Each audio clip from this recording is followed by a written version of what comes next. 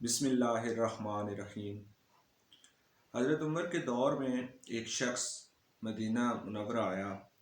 وہ حضرت عمر کی تلاش کر رہا تھا۔ لوگوں نے بتایا کہ حضرت عمر آبادی سے باہر کہیں سو رہے ہوں گے۔ وہ شخص آبادی کے باہر گیا اور دیکھا کہ حضرت عمر ایک درخت کے نیچے سو رہے ہیں۔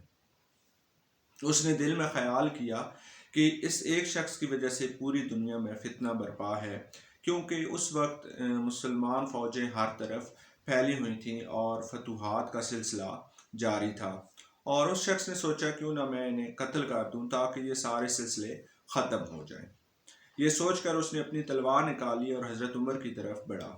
جیسے ہی حضرت عمر کی طرف بڑھا، 2 شیر نمودار ہوئے اور اس شخص کی طرف دوڑے۔ یہ دیکھ کر اس کی چیخیں نکل گئیں اور اس کی چیخوں کی آواز سے حضرت عمر بیدار ہوئے۔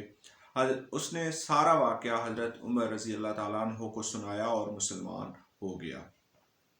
یہ حضرت عمر رضی اللہ تعالیٰ عنہ کی کرامات تھیں کہ شیر بھی آپ کی حفاظت کرتے تھے۔ اور کیوں نہ ہو، جب آپ اللہ تعالیٰ کے ہو جاتے ہیں پھر اللہ بھی آپ کا ہو جاتا ہے اور ہر طرح سے آپ کی حفاظت کرتا ہے۔